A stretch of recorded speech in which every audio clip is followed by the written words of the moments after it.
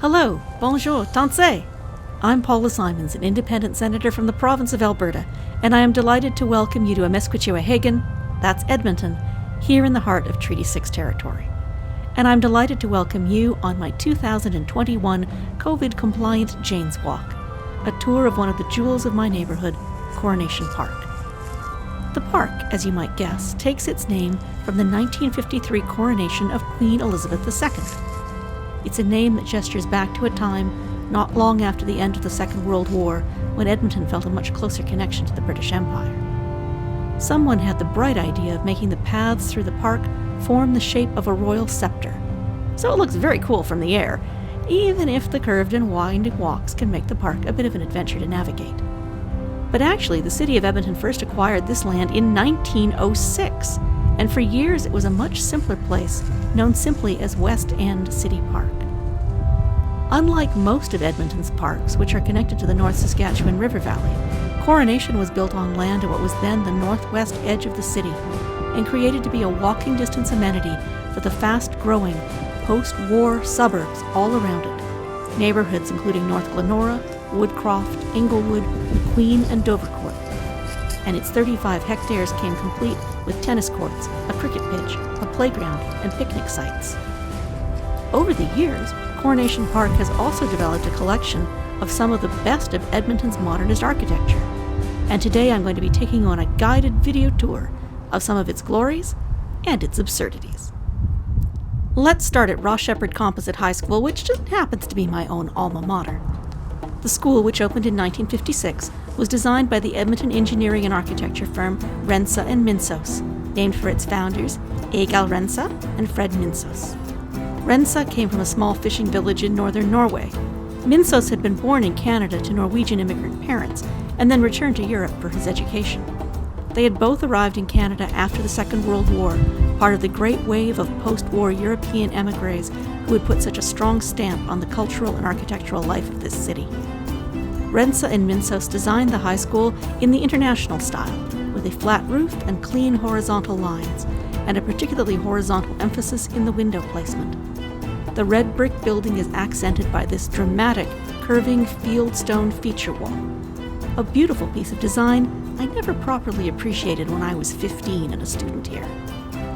Rensa and Minsos, incidentally, were also the designers of the original Centennial Library and the main terminal at the Edmonton International Airport, among other projects.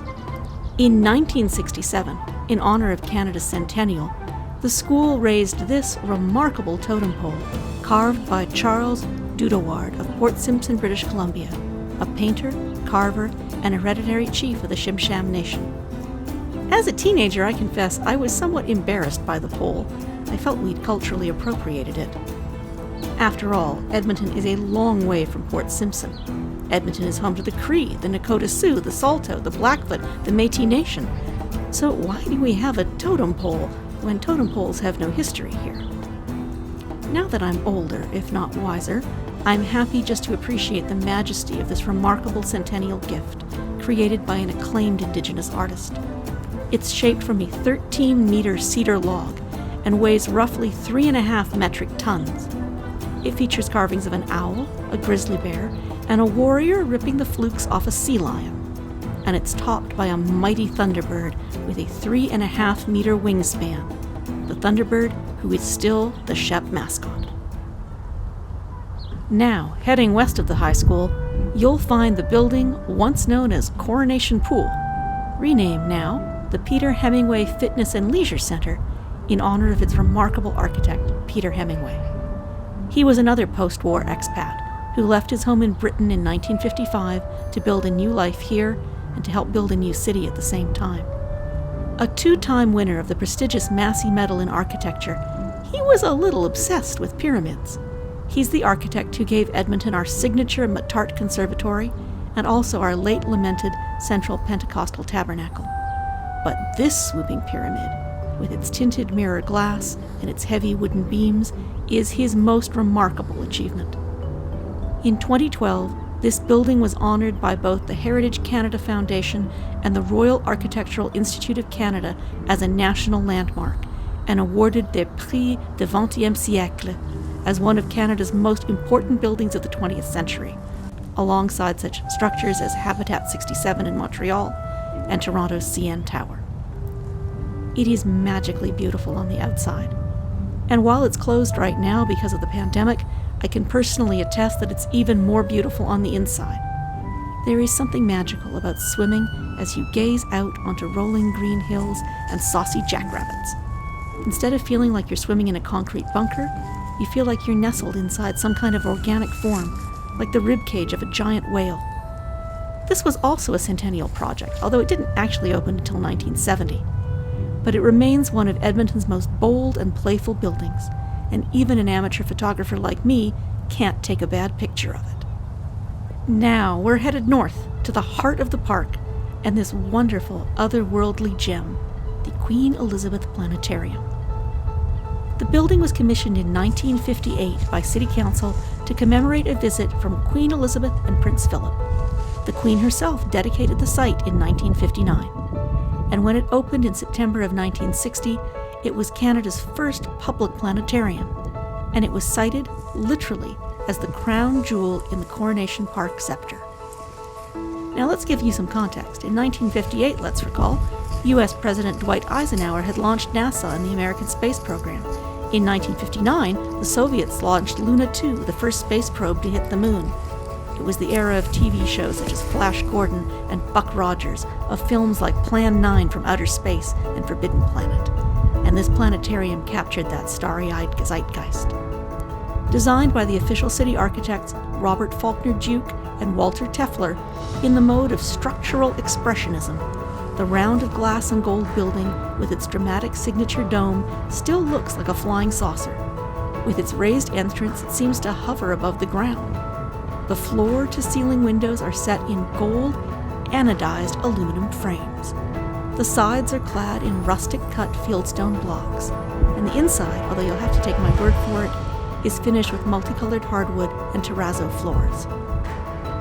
The surrounding plaza was inlaid with fabulous modernist mosaics depicting the 12 constellations of the Greek zodiac, created by Edmonton artists Edith and Heinrich Eichner. She was a German-born painter. He was a sculptor who came from a German-speaking part of Poland.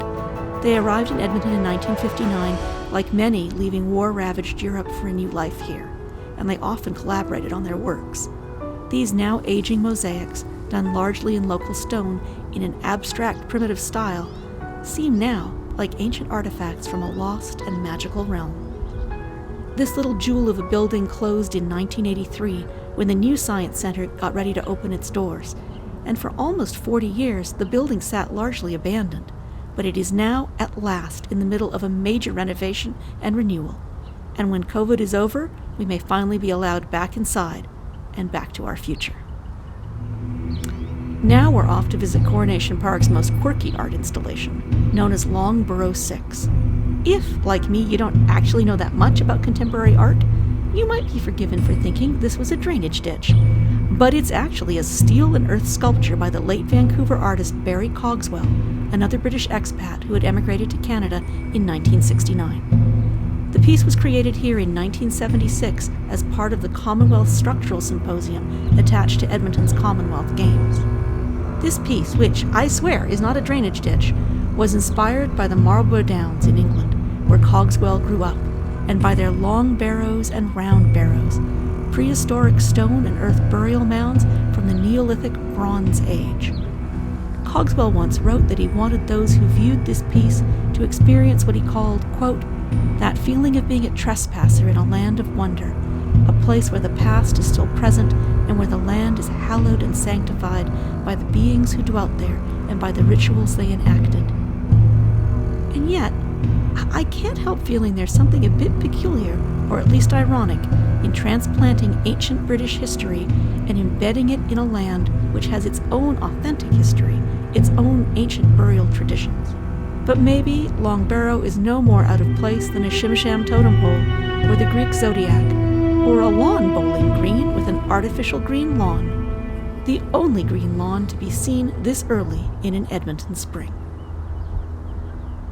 And now, we return to space of a different sort, with a visit to the signature building of Coronation Park, the Telus world of science.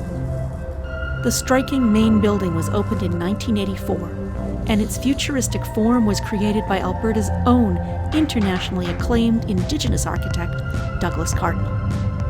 Most of Cardinal's buildings, like St. Albert Place, or the Canadian Museum of History in Ottawa, or the National Museum of the American Indian in Washington, D.C., have organic, curvilinear forms and employ earthy materials and earth-tone colors. They are steeped in Cardinal's own Indigenous culture and aesthetic. This building? This building is very different. It's curved all right, but it's got a sleek, metallic, futuristic form, more galactic starship than prairie Gothic.